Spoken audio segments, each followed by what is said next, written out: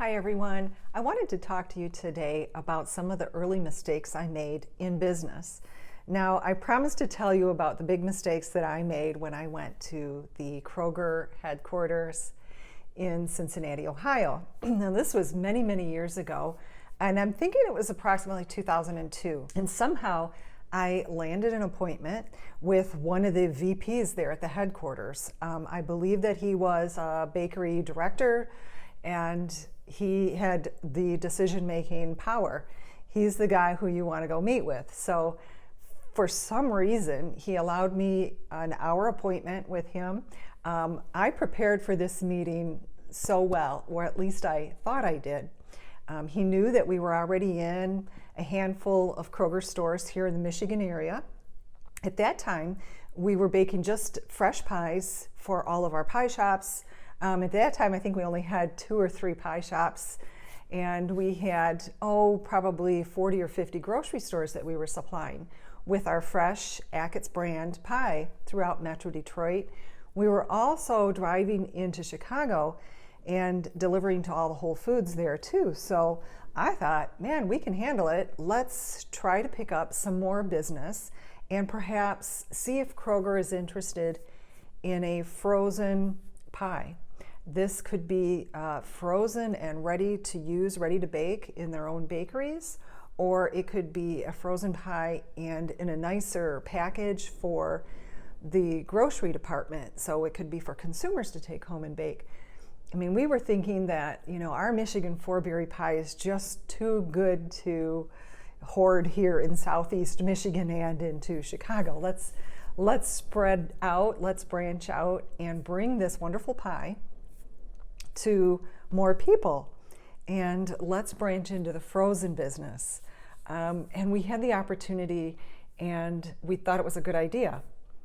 And it is a good idea. Now, that is if you are wanting to go to stage 3 and scale up. And you guys know that we are preparing to offer business courses to people who want to start up their own business at home. How do you get going out of your home, all the licensing, and how do you sell out of your home or at local events, local farmers markets perhaps. So we have a lot of experience about how we got started, and we want to share that.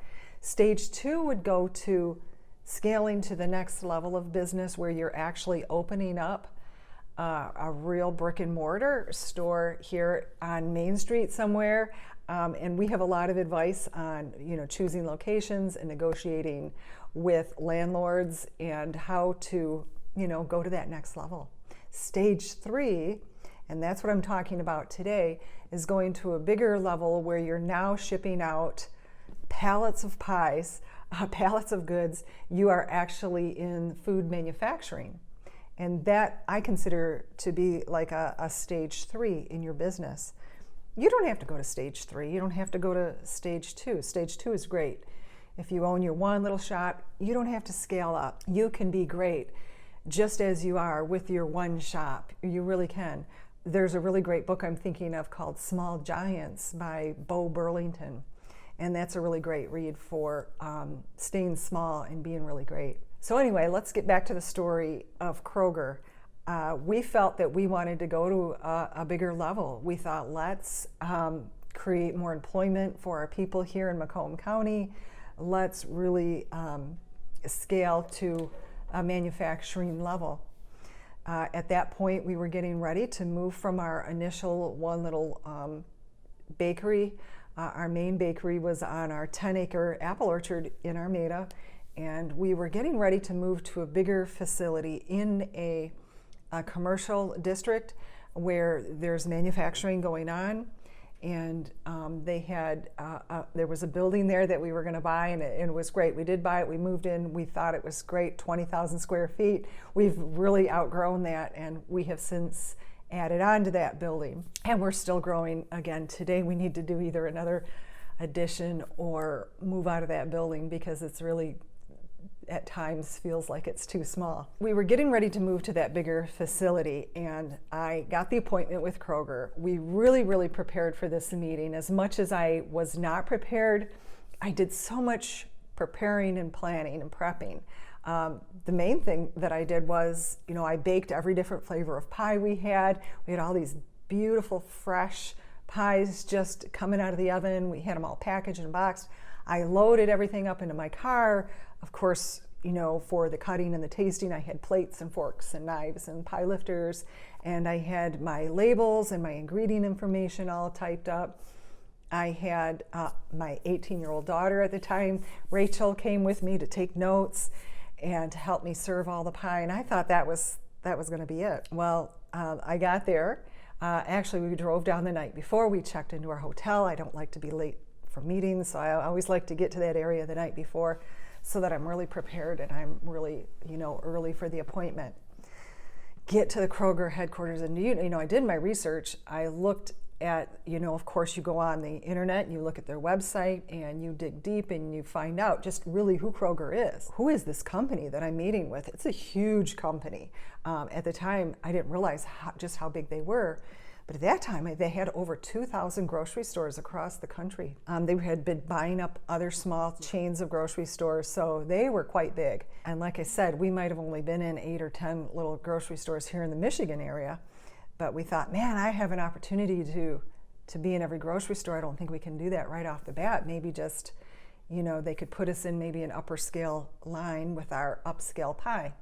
We got to the headquarters. We went up to the 23rd floor and we sat down with the bakery director, the coordinator for bakery. His name was John. And we pulled out all the pies and we sliced them all up. And he was just eating, oh my gosh. And he's talking with his mouth full, and he just fell in love with the pies. He was already familiar with them, but he just loved them. And he loved that they were all natural and there was no hydrogenated oils and everything was pure butter and pure fruit. And, there wasn't a lot of overly sweet pie filling. So it was a big difference from what they were currently serving in their bakeries. And my question was, are you guys ready for, a higher end pie? Do you feel that your consumers, that there's a spot here in your grocery store for, a higher end, more expensive, more artisanal pie? So of course he said, oh yes, there is. I think this is great. All right, we'd love them frozen, yes. And that was what I was doing, was really to scout out if there was a market for an Achatz pie out there. And he's like, oh yeah, this is great, So now the next step was, let's get you into the system. And if you've ever tried to get your product into the system of a large or small grocery store chain, there's a lot to it. Like I said, we were already in Whole Foods and that was fine. Whole Foods is of course much smaller than Kroger at that time anyway, and Whole Foods would just order some pies, they'd email the order over, and then everything was great, and we'd deliver the pies the next day, write out an invoice. Well, getting into the system in Kroger is a huge, huge task. The next question that he asked was, are you third-party certified? And I'm like, yeah, the Department of Ag comes out and inspects us, of course, and the health department or whatever. He's like, no, Wendy, that's not third-party certification. I think he realized, when I said, oh yeah, the Department of Ag, he's like, at that point he realized that I didn't know what a third-party certification meant, how to go about it. And I think the red flags started coming up into his head because he realized I was not a big food manufacturer. I didn't have my certification in SQF, safe quality food, and that is, of course we practiced safe food handling, but with SQF certification, you're audited and everything is proof that you do know what you're doing. You have your HACCP rules written, you have verifications, you have sign-offs, you have times and temperatures, everything is recorded. Every single lot number is recorded.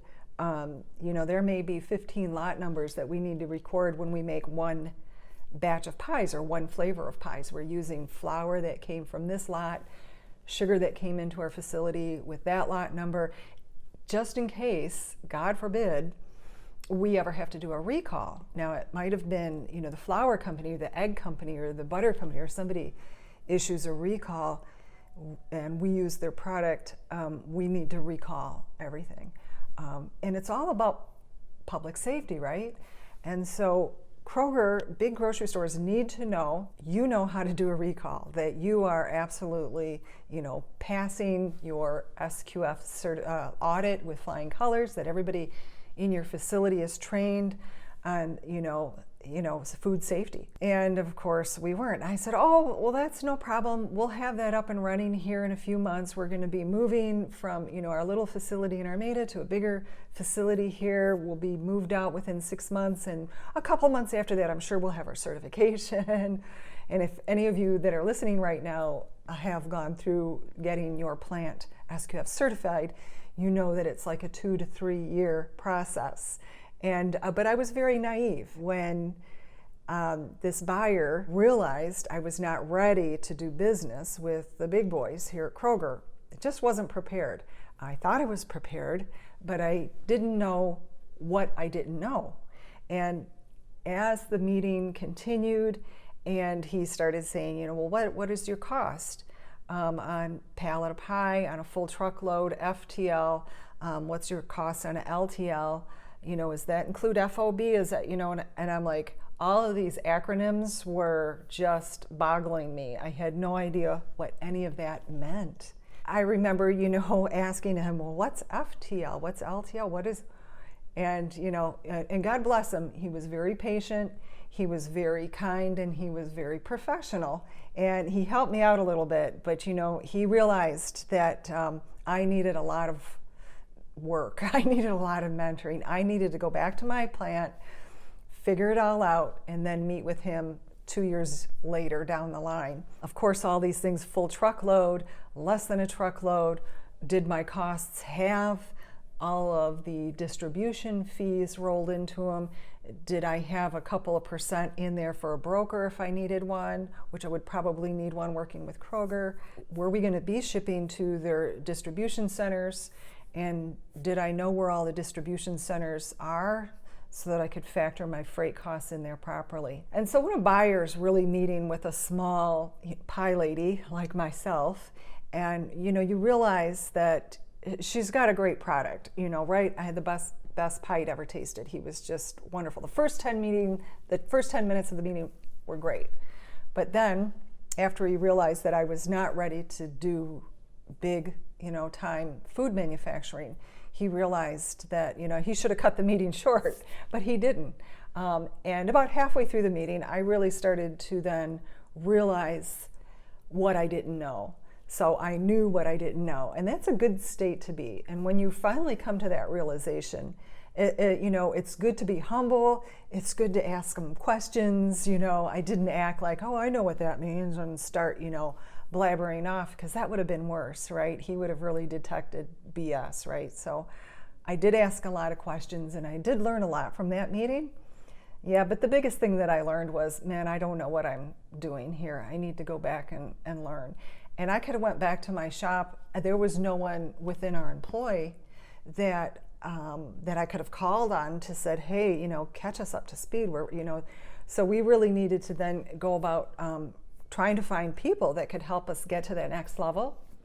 We had nobody with like a degree in supply chain management. No one had a degree in business or management, or we had some culinary trained people, yes, but as far as doing business in a stage 3 like that, there was nobody really that we could call on. So we learned a lot ourselves. Of course, you have the internet. You can learn what these terms mean. You can really learn how to fill out and do paperwork. And so, of course, we did. We really learned a lot on our own. And of course, we did consult with other people from outside our company that really helped us along too. What a great learning experience. And I know this man could have really, given me all the information. He could have been spoon feeding me along, but that's really not his job, right? He's a decision maker. He's a buyer. He's a VP there. And he had bought in. He wanted the pie, but he realized I wasn't able to deliver the pie. And he's like, how many pies on a pallet? And I'm like, I don't know how many pies are on a pallet, but I can go back and I'll figure it out and I'll get right back with you. No problem. And he's like, oh man, you got a long way to go. So I'm thankful for the kindness of people throughout my 26 years now here in business. I'm still learning, I'm still growing, but boy, I'm glad that I didn't let that meeting really discourage me. It was a huge mountain to climb to go back to the facility, and it took us a few years really before we really started gearing up for providing frozen pies for grocery stores. But I have to tell you, we do it now, and we do it really well. And we're one of the only few pie manufacturers that are making a good down-home, all-natural, hand-crimped pie that's non-GMO, that's low in sugar, that only has maybe 9 ingredients in some of our pies, and you can pronounce every one. So there's not a lot of grocery store pies out there that are falling in the all-natural category. We don't use any of the high fructose corn syrup. We're not, making a big cauldron of water and slurry with high fructose corn syrup and food colorings and food dyes and chemical preservatives. None of that is in our pies. So I knew that the buyer there at Kroger was like, yeah, man, this is something that's really great. It's something new. We don't have this out here in the world, and he wanted to be the first in, but he realized I had a long way to go. That's what happened on that historic day. Me and my 18-year-old daughter drove down there and had this great sales meeting. And again, I'm thankful for the kind people in my life that have coached us along and supported us and have really helped us. We have succeeded. We've gotten to the next level where we wanted to be. And, I think of some of the other people that I have had encounters with that, if I would have allowed them, I could have really been squashed and felt really lousy about myself. I could have, at that meeting especially, I could have felt really embarrassed. He could have really, squashed us there. But he didn't, and here we are today. We're doing well, and our pies are across the country. We sell pies all the way out into California and all the way out east. We supply Whole Foods in the frozen section. We supply their bakeries. We supply Wegmans. We're doing some business still with Kroger. We're really happy about that. So, yep, we're growing and we're doing well. And I hope that as you listened, you may have some comments and some questions and maybe some more suggestions for me. I'd love to see them in the comments below. Hey guys, I hope that you enjoyed the video today. Please feel free to subscribe and hit the notification bell. And give me a thumbs up if you liked it. Share it with a friend who might be interested in what we have to say here. Every Wednesday, I post new videos on all things pie, all things small business, medium-sized business, and now, like I said today, stage 3 in business. All right, you guys, I'll see you next week.